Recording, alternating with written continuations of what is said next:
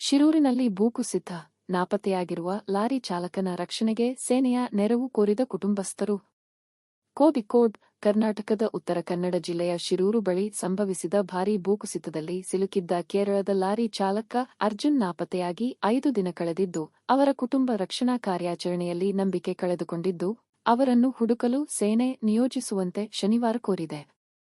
ತಮ್ಮ ನಿವಾಸದ ಹೊರಗೆ ಸುದ್ದಿಗಾರರೊಂದಿಗೆ ಮಾತನಾಡಿದ ಕುಟುಂಬಸ್ಥರು, ರಕ್ಷಣಾ ಕಾರ್ಯಕ್ಕಾಗಿ ಸೇನೆ ನಿಯೋಜಿಸುವಂತೆ ಪ್ರಧಾನಿ ನರೇಂದ್ರ ಮೋದಿ, ಕೇಂದ್ರ ಪ್ರವಾಸೋದ್ಯಮ, ಪೆಟ್ರೋಲಿಯಂ ಮತ್ತು ನೈಸರ್ಗಿಕ ಅನಿಲ ಖಾತೆ ರಾಜ್ಯ ಸಚಿವ ಸುರೇಶ್ ಗೋಪಿ ಮತ್ತು ಕೇರಳ ಮುಖ್ಯಮಂತ್ರಿ ಪಿಣರಾಯಿ ವಿಜಯನ್ ಅವರಿಗೆ ಇಮೇಲ್ ಕಳುಹಿಸಿರುವುದಾಗಿ ತಿಳಿಸಿದರು. ಅರ್ಜುನ್ ಪತ್ತೆ ಕಾರ್ಯಾಚರಣೆಯಲ್ಲಿ ನೆರವಾಗಲು ಕೇರಳದಿಂದ ರಕ್ಷಣಾ ತಂಡ ತೆರಳಲು ಕರ್ನಾಟಕ ಸರ್ಕಾರ ಅನುಮತಿ ನೀಡುವಂತೆ ಕುಟುಂಬ ಮತ್ತೊಂದು ಪ್ರಸ್ತಾಪ ಮಾಡಿದೆ. ಕರ್ನಾಟಕದವರು ರಕ್ಷಣಾ ಕಾರ್ಯಾಚರಣೆಯನ್ನು ಸರಿಯಾಗಿ ಮಾಡಲು ಸಾಧ್ಯವಾಗದಿದ್ದರೆ ಅದನ್ನು ಸೇನೆ ಮಾಡಲಿ ಅಥವಾ ಕೇರಳದ ಜನರು ಅಲ್ಲಿಗೆ ಹೋಗಿ ಮಾಡಲಿ. ಕೇರಳದವರು ಸಲಕರಣೆ ಹೊಂದಿದ್ದು ಅಲ್ಲಿಗೆ ಹೋಗಿ ರಕ್ಷಣೆ ಮಾಡಲು ಸಿದ್ಧರಿದ್ದಾರೆ ಎಂದು ಅವರ ಕುಟುಂಬದವರು ಹೇಳಿದ್ದಾರೆ. ಕರ್ನಾಟಕದವರ ಮೇಲೆ ಮೊದಲು ನಂಬಿಕೆ ಇತ್ತು. ಹೀಗಾಗಿ ಮೌನದಿಂದ ಕಾಯುತ್ತಿದ್ದೆವು. ಆದರೆ ಅವರ ರಕ್ಷಣಾ ಕಾರ್ಯಾಚರಣೆಯನ್ನು ವಿಳಂಬ ಮಾಡುತ್ತಿದ್ದಾರೆ. ಅವರಲ್ಲಿ ನಂಬಿಕೆ ಕಳೆದುಕೊಂಡಿದ್ದೇವೆ. ಆದ್ದರಿಂದ ನಾವು ಪ್ರಧಾನಿ ನರೇಂದ್ರ ಮೋದಿ ಜಿ, ಸುರೇಶ್ ಗೋಪಿ ಸರ್ ಮತ್ತು ಕೇರಳ ಮುಖ್ಯಮಂತ್ರಿಗಳಿಗೆ ಇಮೇಲ್ ಮಾಡಿದ್ದೇವೆ ಎಂದು ಅರ್ಜುನ್ ಅವರ ತಾಯಿ ಹಾಗೂ ತಂಗಿ ಹೇಳಿದರು. ಇದಕ್ಕೂ ಮುನ್ನ ಮಾತನಾಡಿದ ಅರ್ಜುನ್ ಅವರ ಸಹೋದರಿ, ನಾಪತ್ತೆ ವಿಷಯವನ್ನು ಕರ್ನಾಟಕ ಪೊಲೀಸರು ಜುಲೈ 16ರಂದು ತಿಳಿಸಿದರು. ನಂತರ ಲಾರಿಯ ಜಿಪಿಎಸ್ ಸ್ಥಳ ಸೇರಿದಂತೆ ಹೆಚ್ಚಿನ ವಿವರಗಳನ್ನು ತಿಳಿಸಲಾಯಿತು.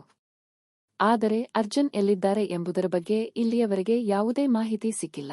ಇಷ್ಟು ವಿಳಂಬವಾದರೆ ನಾವು ಯಾವ ಭರವಸೆ ಇಟ್ಟುಕೊಳ್ಳಬೇಕು?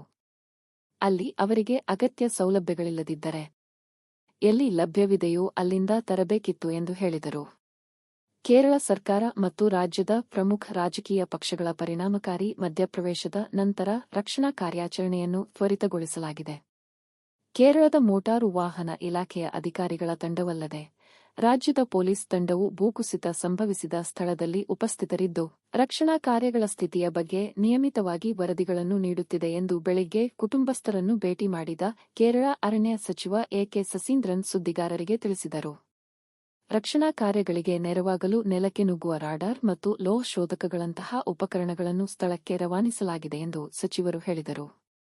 ಈ ಮಧ್ಯೆ ರಾಜ್ಯ ವಿಧಾನಸಭೆಯ ವಿರೋಧ ಪಕ್ಷದ ನಾಯಕ ವಿ. ಡಿ. ಸತೀಶನ್ ಮಾತನಾಡಿ, ರಕ್ಷಣಾ ಕಾರ್ಯಗಳನ್ನು ಕರ್ನಾಟಕ ಉಪಮುಖ್ಯಮಂತ್ರಿ ಡಿ. ಕೆ. ಶಿವಕುಮಾರ್ ಅವರು ಮೇಲ್ವಿಚಾರಣೆ ಮಾಡುತ್ತಿದ್ದಾರೆ.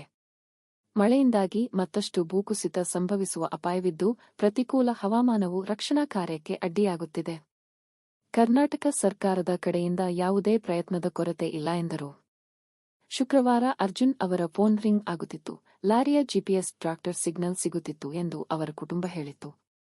ಈ ವಿಚಾರವಾಗಿ ಕೇರಳ ಸಿಎಂ ಪಿಣರಾಯಿ ವಿಜಯನ್ ಅವರು ಕರ್ನಾಟಕ ಸಿಎಂ ಸಿದ್ದರಾಮಯ್ಯ ಅವರೊಂದಿಗೆ ಮಾತುಕತೆ ನಡೆಸಿದ್ದಾರೆ. ಕುಟುಂಬದ ಪ್ರಕಾರ ಸೋಮವಾರ ಅರ್ಜುನ್ನೊಂದಿಗೆ ಕೊನೆಯದಾಗಿ ಮಾತನಾಡಿದ್ದಾರೆ. ನಂತರ ಯಾವುದೇ ಸಂಪರ್ಕ ಸಿಕ್ಕಿಲ್ಲ. ಜುಲೈ 16ರಂದು ಸಂಭವಿಸಿದ ಭೂಕುಸಿತ ಘಟನೆಯ ನಂತರ 6 ಮೃತದೇಹಗಳನ್ನು ಹೊರತೆಗೆಯಲಾಗಿದೆ. ಭೂಕುಸಿತದ ಹಿನ್ನೆಲೆಯಲ್ಲಿ ರಾಷ್ಟ್ರೀಯ ಹೆದ್ದಾರಿ 66ರಲ್ಲಿ ವಾಹನ ಸಂಚಾರವನ್ನು ತಾತ್ಕಾಲಿಕವಾಗಿ ಸ್ಥಗಿತಗೊಳಿಸಲಾಗಿದೆ.